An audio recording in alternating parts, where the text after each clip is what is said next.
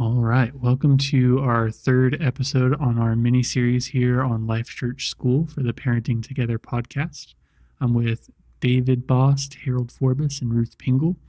I think it's just worth saying as we say this, we try to do all of these podcasts in a heart posture of fear of the Lord for what we're talking about. Yes. This one in particular feels like that. I'll say we even just took a moment here to pray together as we were recording this, because I think this is an important topic. We're going to be talking about discipleship and academics in the school. A lot of what the root of our school is in the middle of this. And so in this episode in particular, if there's questions or things, approach one of these guys, ask them these questions, Yes. bring your questions, your thoughts as we bring these. And so, David, I just want to start with this question and then hear from you guys as well. Are discipleship and education things that are in tension in our school? No, is the simple answer. They're not meant to be. Mm-mm. That's not how we should look at it. We shouldn't see them as two things pulling at each other or pulling a student away from, because it really should flow out of the discipleship side that produces the education, because you have to start with discipling children in the fear of the Lord.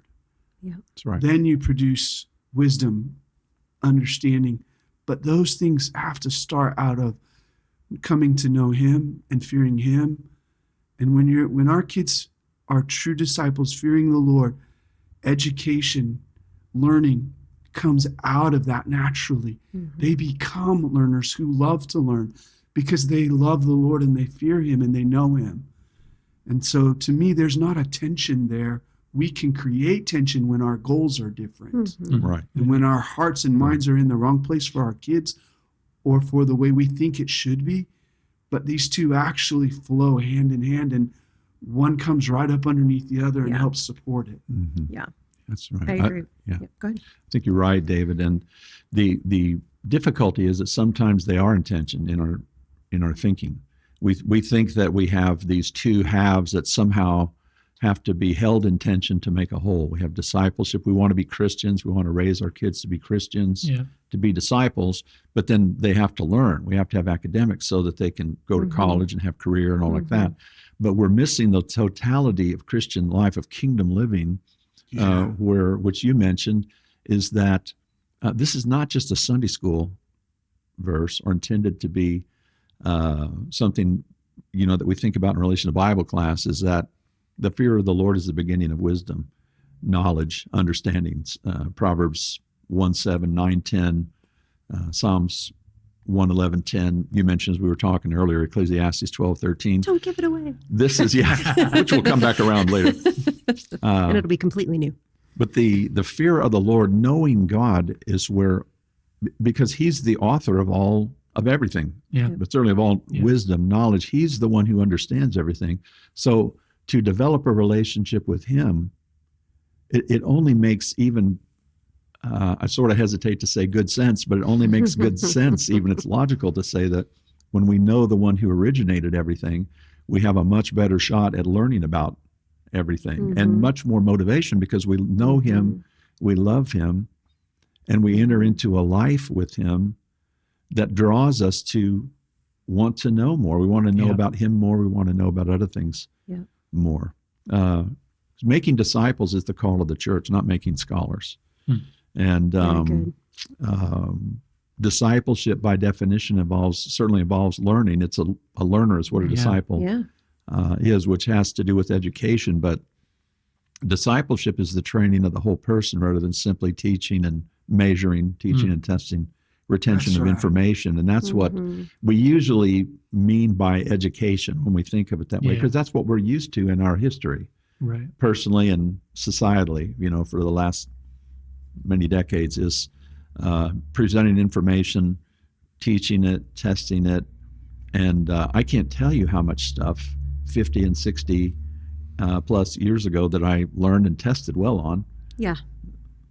Yeah. I don't know. I wouldn't have a clue. I wouldn't have a clue today.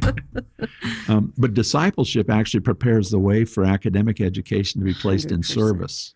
Yes. It's like discipleship, again, with this idea of the fear of the Lord is the beginning of wisdom, knowledge, and understanding. Discipleship prepares the way, makes a context, a meaningful context to produce lifelong learners, to place that education in service. And the reverse is not true. Academic education on its own does not produce the context for a purposeful life. It's not that someone can't have a purposeful life who is focused on academic education. I'm not saying that, but I'm saying if we take it in extremes, academic education on its own does not make a context for a purposeful life.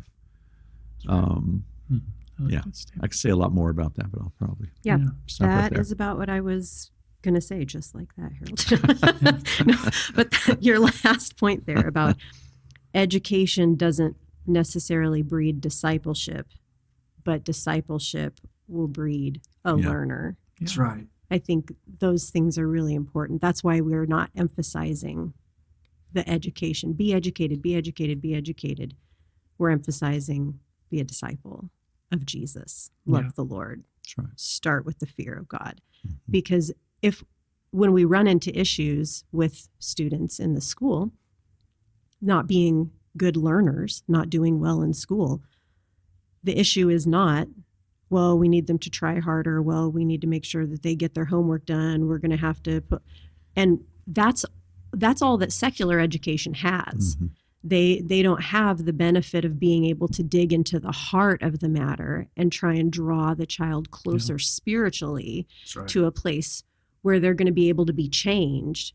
But how many kids have we seen who have struggled academically coming up through school and then hit a moment of salvation, suddenly begin to love the Lord, everything changes for them. Now they're good students. We've seen that happen a lot of times. I think that is the key. They're not in tension in that they're fighting against each other or that you have to choose one or over the other.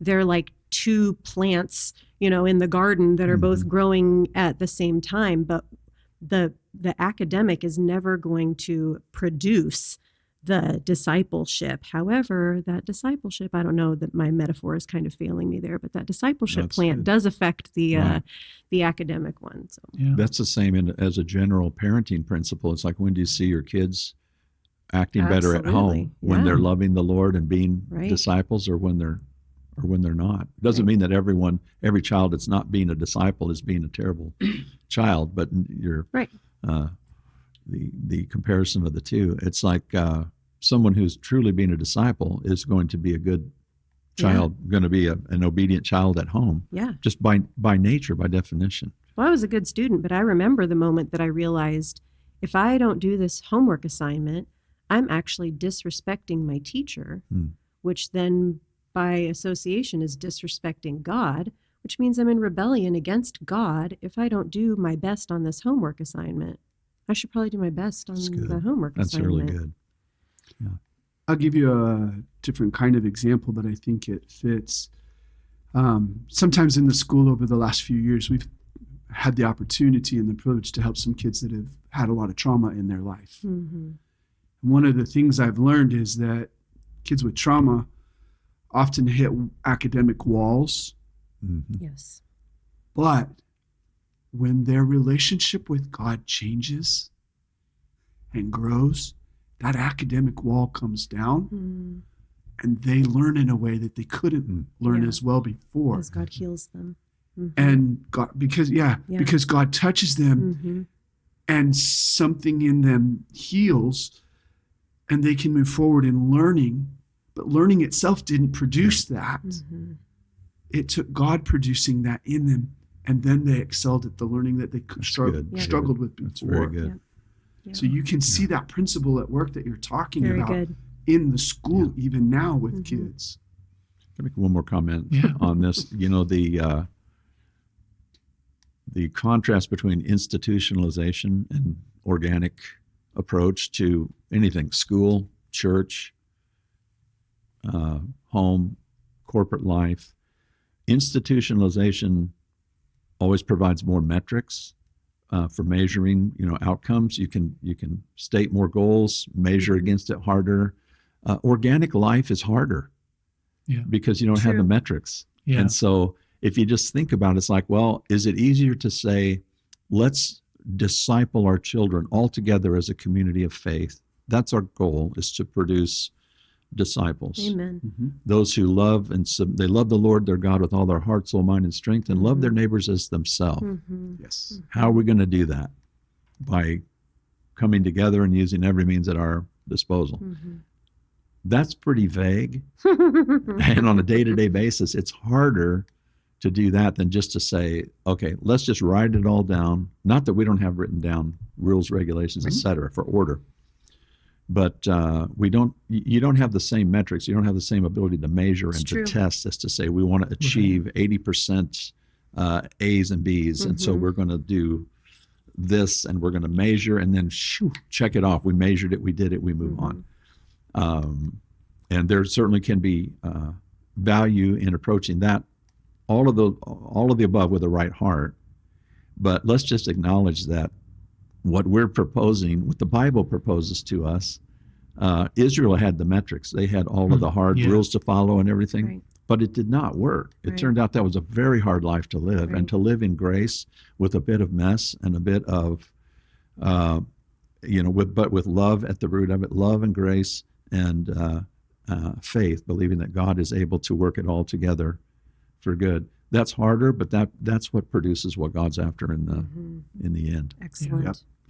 I know we'll talk about the role that academics play in this, and I do mean that role because that's not a goal. I think if we're jumping ahead, right, it's a role. Yeah. But really, it comes down to, as you guys are talking, Proverbs 1:7 and 9:10. It's the fear of the Lord is the beginning of wisdom, and knowledge of the Holy One is understanding. If we were looking at our pedagogy for Life Church School, we want our kids to fear God and to know the Holy One. And that's where learning is unlocked. We either believe that or we don't. Right. We either trust that or we don't. So I just want to ask you guys, both as principals, educators, parents, how do we make sure we don't place those in tension then? Like, how do we end up in the place where we're putting those things in tension? And how do we avoid that? Maybe I'll start with Harold. Well, I have a golden rule, a one answer fits all for when you're trying to decide how do you avoid doing this or how do you not do that. And my answer is don't do that. So that's just don't overemphasize. But as we've already said, really, I don't know that even applies here because we're going to emphasize discipleship, but really and truly in the context of not just school, but raising a generation, training children, they're kind of indistinguishable. They should be a little bit indistinguishable because education is such a necessary component for sure. Right. Yes. Of discipleship that, I don't know, the emphasis, I'd say rather than, this is maybe a subtle distinction, but rather than which one to emphasize or don't overemphasize, don't separate them, or like the first question about tension, between them. We have to consider them as parts of the whole and kind of difficult to distinguish from one another. It's like if we're in math class, are we emphasizing discipleship or education? If we're in Bible class, are we emphasizing discipleship or education? Well, it sort of seems like on the surface, if we're in Bible class, we're emphasizing discipleship, and if we're in math, we're emphasizing education. But why in math class would you want to be undisciplined and to right? not discipled? It's like, and again, the idea that I don't understand how numbers work, but I know the person that created them. Maybe not that every math class has to start and end with prayer, but this is a life thing. Do. This is whether the teacher leads it or not. If I have to, oh God, help me. But this is this is a way of life. This is a kingdom life. And so the perspective in life that I'm approaching this math, whether I'm teaching it or learning it, with the idea that I can understand this because I know the one who created it. So it's a discipleship process. It's certainly education in that I want to learn that information because it will help me. But the same with Bible. I want to be a disciple through Bible class, but I also want information. I want to learn the history of Israel. I want to learn facts and have knowledge from the words of the Bible that will help me understand the one who wrote it and who created it. And I think that an important point here is that parents have to be, how do we not create this tension between the two? Parents have to be in on this. Mm-hmm. Yeah. Parents have to really be sold on this idea, have to be, I shouldn't say it that way. That's not what I mean, but they have to buy in. We're Yeah, not selling buy them in. anything, but they have Yeah. they have to acknowledge Mm-hmm.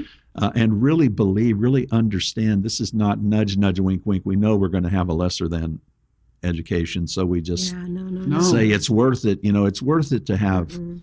God, so we just know we're sacrificing education. No, that is really not how this works. That's And so right. parents have to understand that, and they have to clearly portray that at home Mm-hmm. and not on purpose or inadvertently portray otherwise That's right. at home, to where their children get the idea that it's like, okay, Mm-hmm. I get it. Because children pick up on Yes, they Yeah. do. on that. Yes, If they you do. subtly think, eye roll, it's like, well, it's not going to get the kind of math education you need to be a doctor. It's like, well, but you'll be a good disciple. Yeah. Kids pick up on that Yeah. and begin to disrespect and devalue what's being offered to them.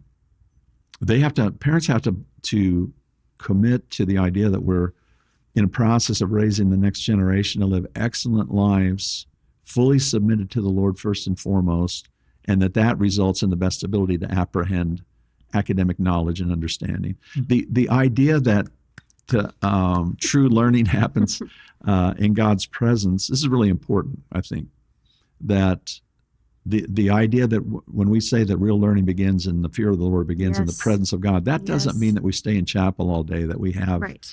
unending Bible classes Right. and worship, or that just means in all of life, all together, teachers, parents, grandparents, everybody, the whole community of faith is involved in helping the next generation, as well as insisting of ourselves that we pursue a deeper relationship Mm-hmm.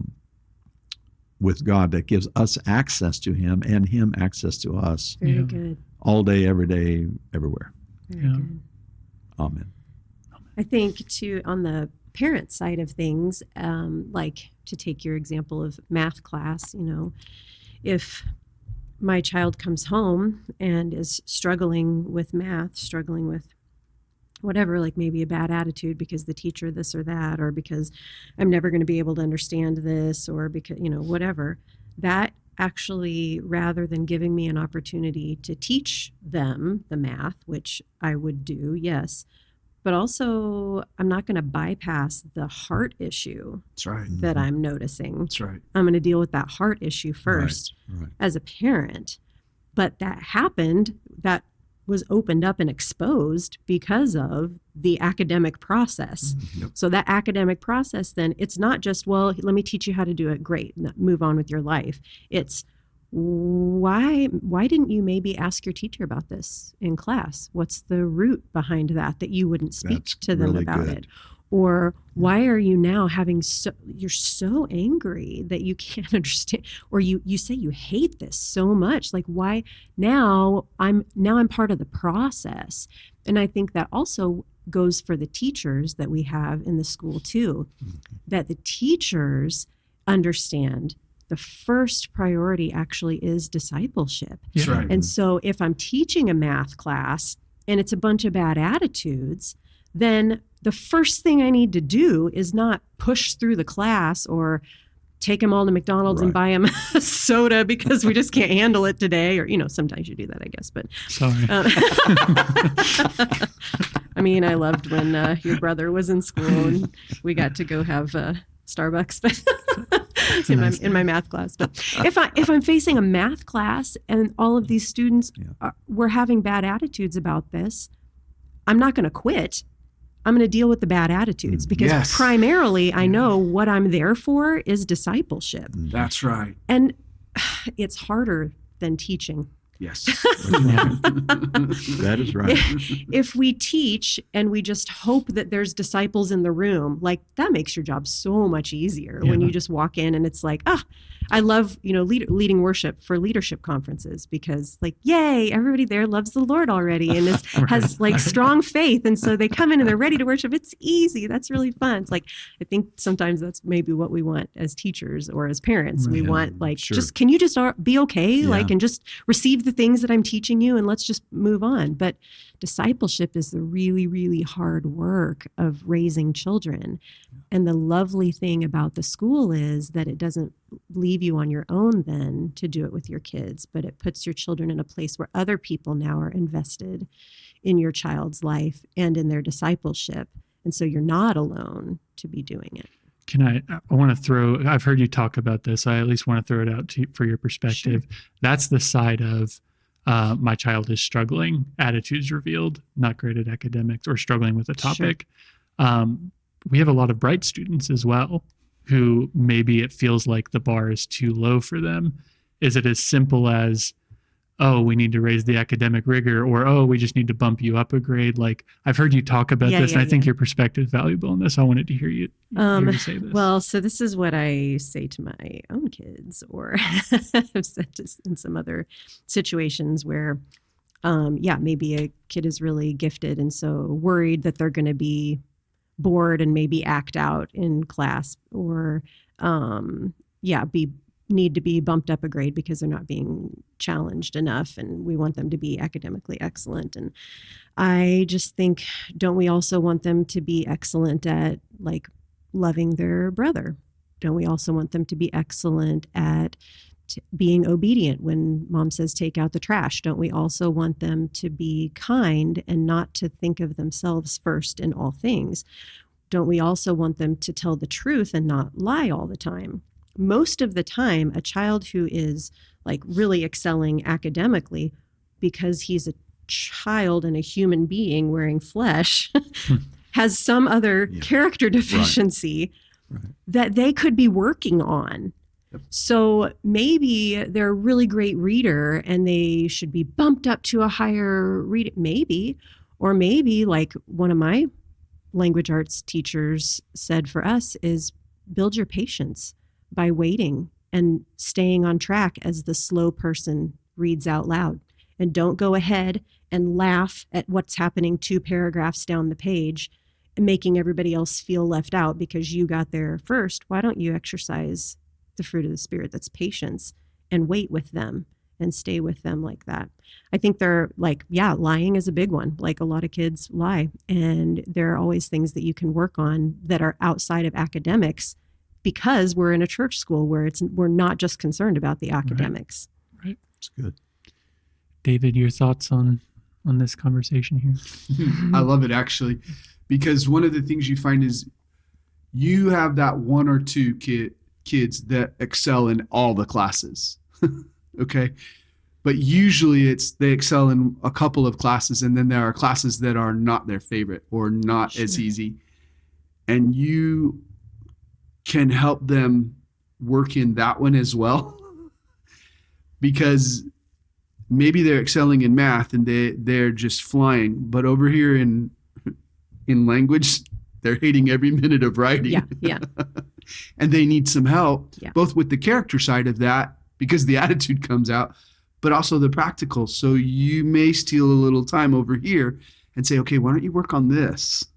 I mean, there are so many ways to challenge kids without pushing them to the next grade, because what I've seen is sometimes putting them in the next grade or trying to bump up the rigor actually creates other issues, character-wise, that you weren't expecting, that become a detriment to them because they weren't ready for all of that on the character side, just because the academics was easy. Yeah.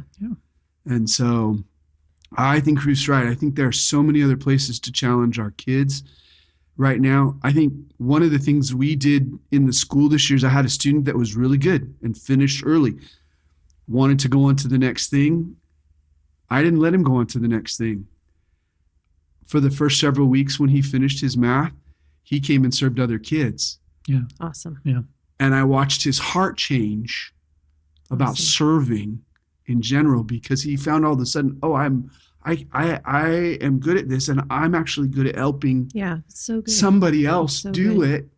And he didn't know he was good at it. Yeah. You know? And so those moments are places to disciple our kids, not just to make it academically harder for them. And I don't think there's a hard and fast rule that we would never Right. bump It's a a kid perspective. to Oh, no. another. Yeah. Right. But the idea that if my kid's doing great academically, they should be able to progress. Like, well, there are other things to consider. And Right. because we are a church school, we have the privilege of considering those things. That's Yeah. good. Very good. So to this point, I would say that from what I'm getting from what you are all saying, discipleship is our number one heart here. These things are not intention, but discipleship is the pursuit. Yes. That is what we care about. Yes. This is my example just as a teacher, and if it's not what I should be doing, we'll edit this out in post. But I had the privilege of teaching high school geography, which, if you don't know, that is probably the most boring class I think you could ever take. So they weren't super interested in that when we started. But I asked them all at the beginning, like, hey, what's your plans for after high school? What's your dream job, dream college? They all answer, give their answer or whatever, and then make them answer, okay, well, how does this class apply to that? And some of them could answer it and some of them couldn't. The trick was at the end of it, I said, I don't really care. Like, I don't really care what your dream job is. I don't really care if you see how this directly applies to it. But doing something that you don't want to do or you might view as boring is going to build something in you. Absolutely. That's good. And it's like, do I care that they know all 50 states and capitals and all the different little countries in Southeast Asia? And honestly, It's great for a road probably trip. not particularly. Yeah, right. And there is value. There's practical value in that. Yeah. sure. But I think there's the heart behind that we want to see in our school, right? Is, no, I want to see you push in and try to do That's this and right. see what the Lord would form in you through that. So that kind of tees us up to our next question here. We believe deeply in education. And I Yes. think we're starting to unpack what we mean by that. But do we believe in academic excellence? Because education and academics aren't always synonymous. So let's start with David here. And I want to ask you, do we believe in academic excellence at LCS? I would say we want all our kids to do the very best Yeah. that each kid is capable of at the level they're capable of. Mm-hmm. But again, that flows out of their relationship with God. Mm-hmm. If you have a kid that doesn't want to do their homework, doesn't try, that may not just be because of the academics. That actually comes back to the place of, where are you walking with Jesus? How do you see what God's asking you to do? How do you have that relationship? Yeah. And so while, yes, we want to do things excellently, Yep. and we want to have a place of, yeah, we do a good job at what we're doing and the kids are doing good, that academic excellence comes out of, or the having excellent academics comes out of that relationship with God first. Yeah. And yeah, we want to, the way I would say that is, we strive to do our very best. We want Yes, excellence. Mm-hmm. Yes. The Lord did excellence. He Absolutely. required excellence out of Mm-hmm. us. But it may look different with every kid. Yeah. So, Yeah, I think that's right, David. I think it's to some degree, it's a measure of our stewardship of what God's given us to be excellent with it. We're, 1 Corinthians 10:31, whatever you do all to the Yep. glory of God. Colossians 3:23, whatever you do, work heartily as for the Lord, not for yourself, not for men, rather.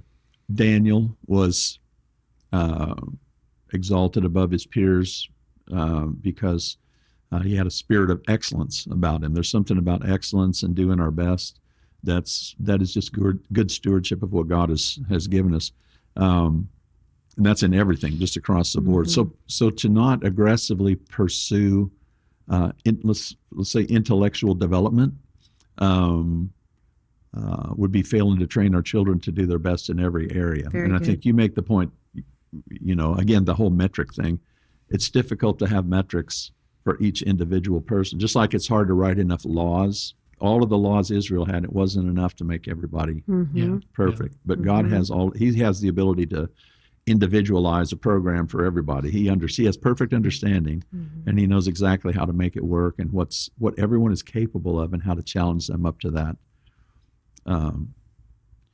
level to where he can be glorified. And I think, again, the idea that true learning only exists in the presence of the Lord. As we develop a relationship and encourage our kids to develop a relationship with the Lord that's deeper, there's an innate curiosity that develops, a motivation to learn that comes from knowing the Creator. And I want to just interject, all the things that we're saying, it's all a work in progress.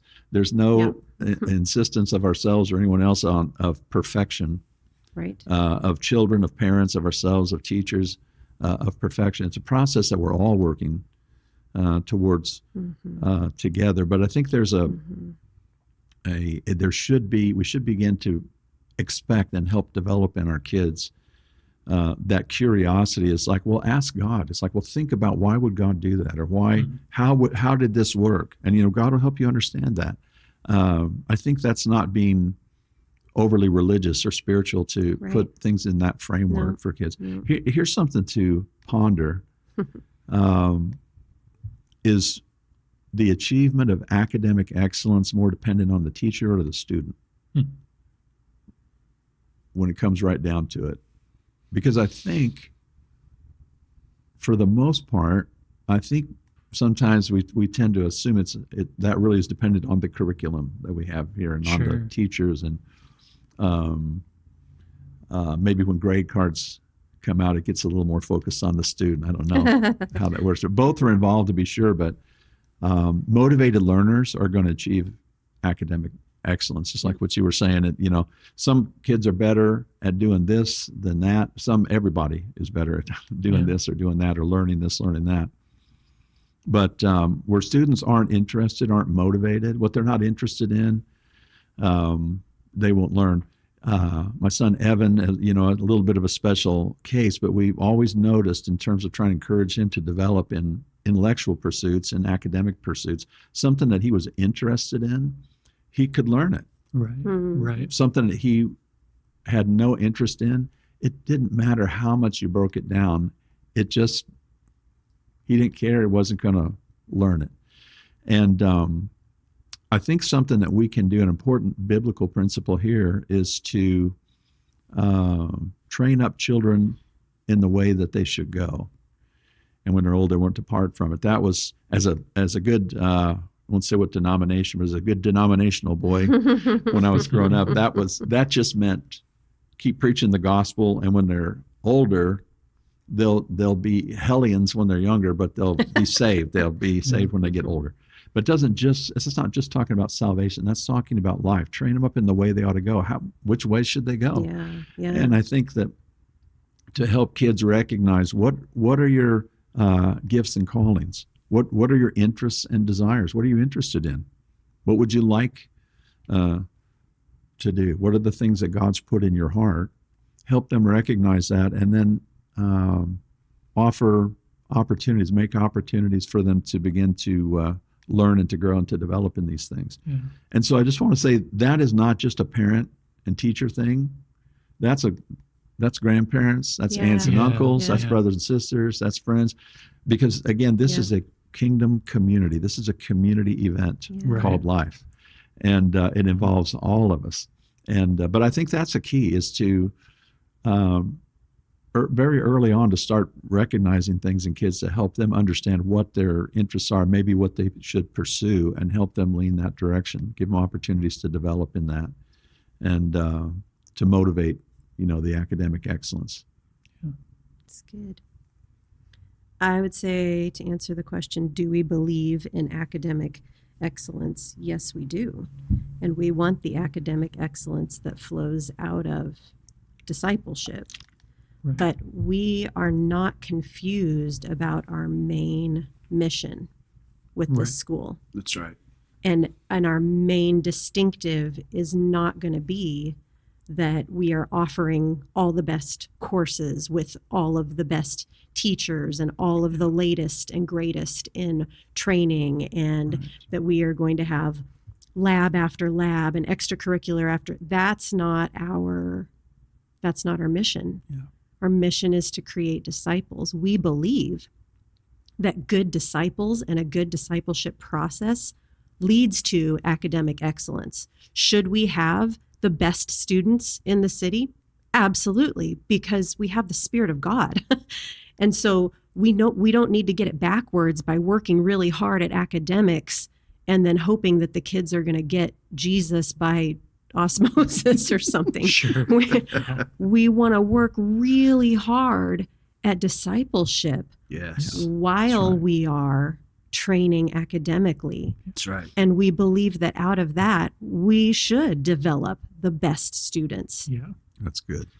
And I'd say, just to throw a couple caveats and clarifying points in there too, is like those things aren't our call, but in our call to be excellent in that, we are looking to push ourselves in ways to Yes. make this a better environment for learning. Absolutely. David has spent Yes. significant amounts of time working towards this accreditation process that Yep. we have now accomplished.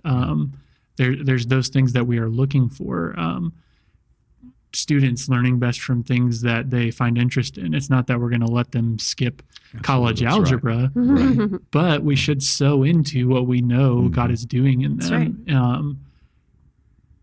My hope and my goal for every student that I have is not that they would remember, again, every country that they learn in world geography. It's that they would fall in love with the process of learning. Absolutely. And if you can do that and you carry that into your adult life, into your later life, I'm always going to want to be learning because I want to know the Lord Mhm. more. Mhm. And I want to be driven towards that. I think Tom used to say this all the time, that the most dangerous young person he can think of is one full of the Spirit and with a trained mind. And that's what we want for our kids. We want them full of the Spirit good. and we want them to have trained, sharp minds. That's right. But that does look different per student. So to make this even more specific than I really drill down on this will be our last maybe point that we'll get into is academic excellence a kingdom measurement in and of itself? And I will let the panel decide who answers that first as we all look at Ruth. Well, I had not thought of this question before. And so my initial thought is that I don't know that the kingdom measures things academically. Otherwise, our salvation and our usefulness to God would be dependent on how well we perform.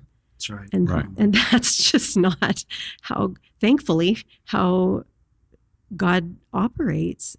He knew that we were going to fall short. And so he paved the way by the sacrifice of his son, who took all of that, all of our failure, all of our inadequacy upon him. And now we can be right and useful to God and the kingdom through Jesus. So I don't know if in scripture there are places where you can find, yes, this person did well in the kingdom because of their academics. I mean, if we're intelligence or, excellence, I think those maybe are different. But if we're talking about like because of your learning, I mean, we were talking about the disciples where people were surprised listening to them speak because they were unlearned, but they were speaking the truth of God that was undeniable. And the people were confused by that they understood spiritual things, but shouldn't have been able to by natural standards because they didn't have the learning. And I was thinking about Ecclesiastes when we have, Solomon, who the wisest man, and he had searched through all of the earth to find all of the knowledge, given himself to all of the things to discover what it was that was going to be best for him. And he says, folly, folly. And at the end of it, this is what he says in 12, 13, and 14. He says, the end of the matter, all has been heard. Fear God and keep his commandments, for this is the whole duty of man. For God will bring every deed into judgment with every secret thing, whether good or evil. Your deeds can be whether or not you do your homework. Your deeds can be your secret attitudes toward your teachers that are not right. Absolutely. But the point of that is that it begins and ends with fearing God and keeping his commandments. That's the whole duty of man. And there are going to be many people that we meet in heaven that maybe were not the sharpest knife in the drawer, or were people that you would say, wow, you really could have applied yourself and done more in the earth. But they gave themselves to the Lord in enough of a pure-hearted way that God saw fit to bring them into his kingdom. And that's what matters. I don't want to be a really academically wonderful person who goes to hell because I missed the point of everything. That's right. A really smart person in hell, or somebody who's not and gets to be in heaven, like if that's the choice. Yeah. Thankfully it's not, because we do believe that being a disciple, that walking with God, the fear of the Lord, that is going to teach us things, and we will be excellent. Like we said, yes, we do believe in academic excellence. Right. Well, to that, I like that you bring up the disciples point, because they were, all of them, unlearned. The most learned ones you could look at was maybe Nathaniel. He's like, there's no guile in you. So you get the idea that he was probably smart with the Jewish law, but he still would have been viewed as unlearned if he was talking to a pagan. Despite what the chosen has led you to believe. Matthew, if you were a tax collector, you were actually probably a tax collector because you were good for nothing else and your own people spurned you. So you were okay with betraying them. So he probably wasn't a super genius. That's just a caveat there.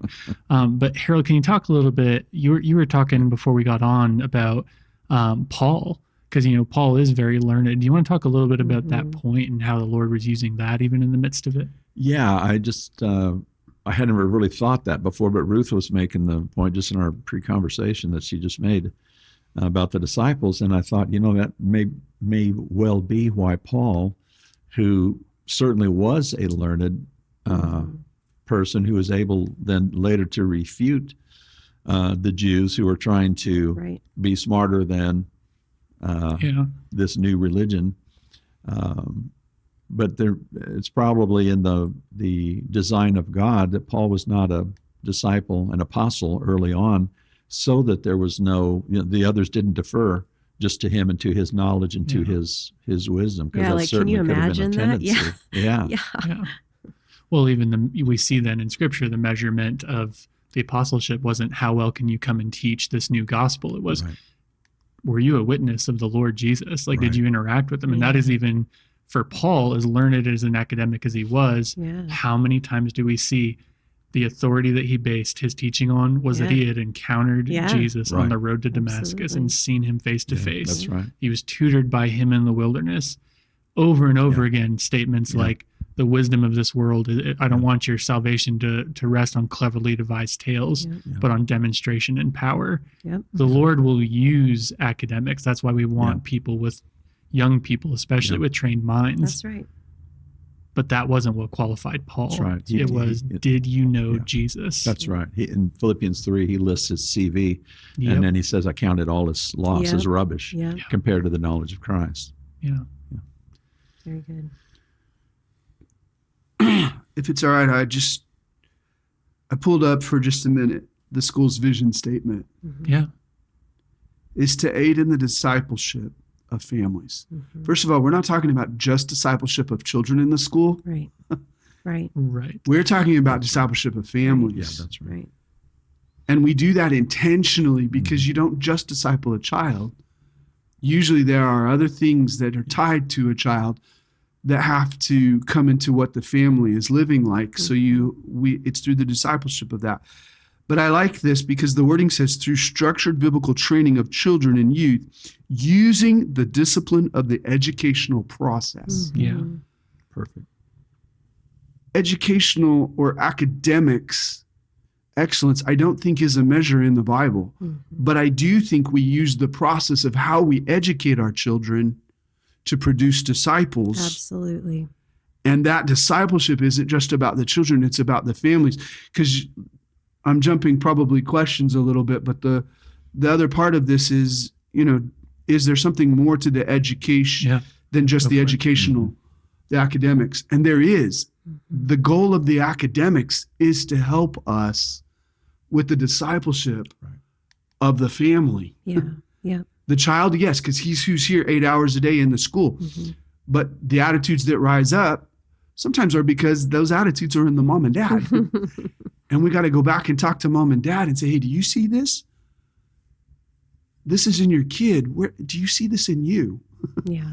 Oh, yeah, I got to change something in me Yeah. and in my life at home Yeah. in order to help my kid produce something different Yeah. in their life. Yeah.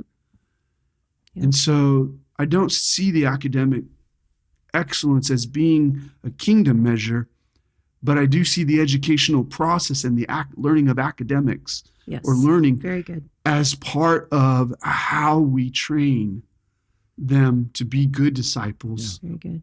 because there's so many ways that it reveals their hearts That's right.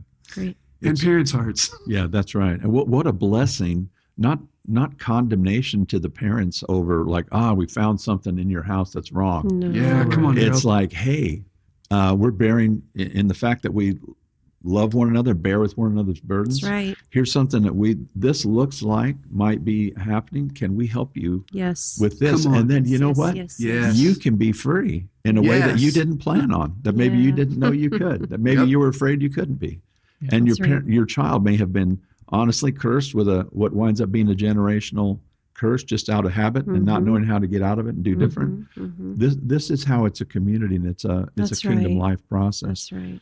The academic achievement, I mean, it could be an indicator Yeah. of Mm-hmm. kingdom progress and life and things like that, but it more could be considered a fruit of effective discipleship, that's right. when it's Yeah. all working right. Yeah. Come on. Because you alluded to this a while ago, but you can have test scores that are off the charts, other measures of intellectual Mm-hmm. achievement, but without achieving we've been talking about spiritual formation here a lot in the last little bit. Without achieving that, there's it means nothing, in this life and certainly not in eternity. And academic excellence, I made myself a note here, academic, not accidental excellence. Accidental excellence. That's my specialty, actually. Academic excellence in the context of that kind of spiritual formation is one important means to that end result, and then also a significant fruit of the whole process. But it's not an indicator on it, not a measurement on its own of Yeah. kingdom life. Yeah. That's right. We're looking to develop a generation that'll love the Lord with all their heart, soul, mind, and strength, love their Amen. neighbor as themselves. And academic excellence on its own is just not That's not right. able to produce that. That's right. And maybe a little off ramp here, but the community element, and we've been touching on this all the way through, but this community element of education, one mistake that we can make as parents or teachers, I think, is to look at each individual child and their measure of how they're doing and things. And of course, we understand that we're preparing them not just for college or for career or for better life, just them as an individual, but church, school in the context of the local church, we're preparing them for kingdom life and for local That's church right. life, That's and to right. Come be on.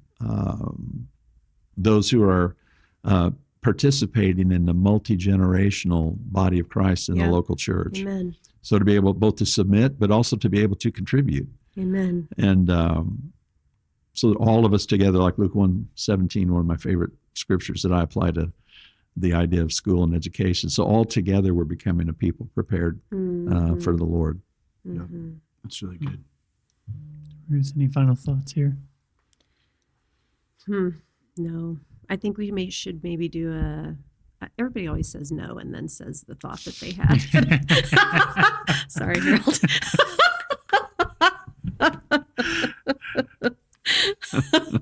That's all right. I said no because I really meant it. But then I thought, well, since you asked me, I guess I'll say this thing I wasn't going to say. I think we should do one episode on the vision statement of the school. That's good. That would be Yeah. very good. Vision and mission. Yeah. Very good.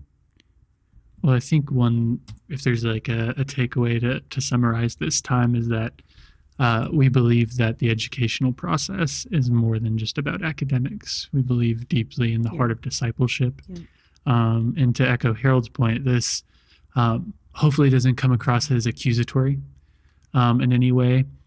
So I want to leave, maybe just as a test, some reflective questions. Again, not accusatory questions, but something as parents, maybe if we would ask ourselves these questions, it might reveal some places in us. One that I wrote down is, are you caused anxiety and deep worry about your child's academic results? And I'm not talking about their test grades, but where are they going to end up at the end of their schooling? Are they going to be good enough to go to a college or to function in a workplace? Are you focused on preparing them to function and be able to, quote unquote, take care of themselves, have a career, have a job? If that's primary, that's probably not a kingdom perspective. And then the last one I would say is, are you focused on creating somebody who's able to function, again, quote unquote, normal in the secular world? Or are you focused on creating somebody who's peculiar, a disciple? Come on. And I think if we answer some of those, it might reveal places where academics or other things in the process of raising our kids or educating our kids can take root in ways that they shouldn't. So thank you guys for your time. Thanks for speaking to this. And who knows, maybe we'll have more on this subject in the future. So thank you, Thanks, guys. Ryan. Good.